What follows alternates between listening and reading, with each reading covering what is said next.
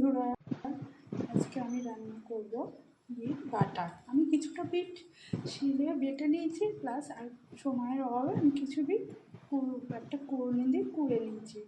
এটা বাটা করব। তার জন্য লাগছে একটু কাঁচা লঙ্কা, নুন, হলুদ, আর এটা কালো জিরে তেলে দেওয়া, আর তো লাগবে সরষের তেল। কড়াই গরম করে কড়াইতে পরিমাণ মতো সরষের তেল দিয়ে দিলাম। তেলটা গরম হয়ে গেছে, এরপর আমি দিয়ে দেবো চেরা কাঁচা লঙ্কা আর কালো জিরে। দেওয়া হয়ে গেছে, এবার এগুলো পোড়া বিটগুলো আমি দিয়ে দেবো।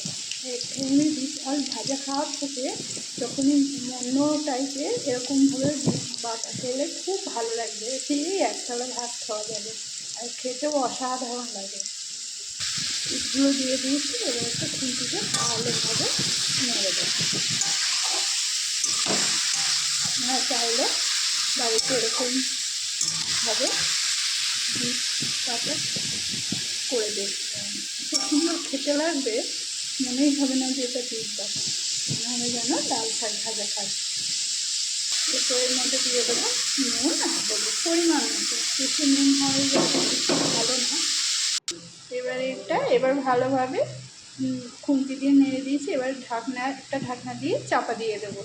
2 সেকেন্ড অন্তর অন্তর খুলে একটু নেড়ে দিতে হবে, যতক্ষণ না বিটের ময়েশ্চারটা নষ্ট হয়ে যাচ্ছে। যদি একটু জল তো বেরোয়, একটু মাখা করতে হবে। ঢাকনা দিয়ে চাপা দেবো, 2 সেকেন্ড অন্তর খুলে দেখবো কেমন আছে। এবারে একটু ঢাকনাটা খুলে দেখি, অনেকটাই হয়ে এসছে, জলও বেরিয়ে গেছে, আর খুব সুন্দর একটা গন্ধ বেরোয়।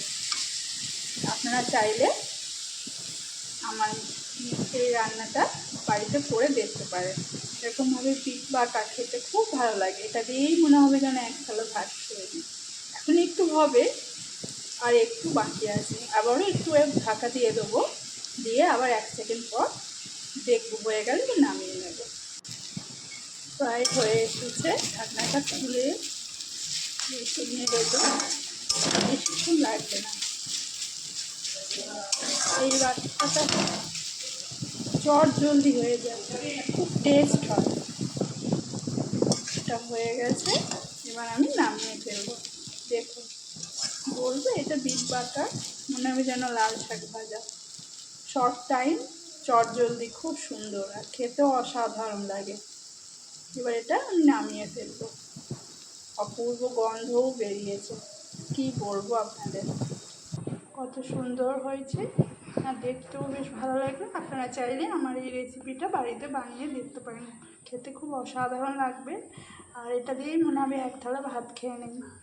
বিট ভাজা আর খেতে হবে না, এরকম করে বিট বাটা করে রান্নাটা করে দেখবেন। আমার রান্নাটা কেমন লাগলো কমেন্টে জানাবেন, আর আমাকে সাপোর্ট করবেন, সাথে থাকবেন, পাশে থাকবেন, আর আমাকে সাপোর্ট করবেন। আপনারা সুস্থ থাকবেন, ভালো থাকবেন, আর আমার চ্যানেলটাকে সাবস্ক্রাইব করবেন। যারা ইউটিউব থেকে দেখছে আমার চ্যানেলটাকে জাগার্তি কিচেন চ্যানেল, আর যারা ফেসবুক পেজ থেকে দেখছে জাগার্তি কিচেন, তারা অবশ্যই আমার চ্যানেলটাকে ফলো করবেন। দেখা হচ্ছে পরের রান্নার রেসিপিতে। টাটা।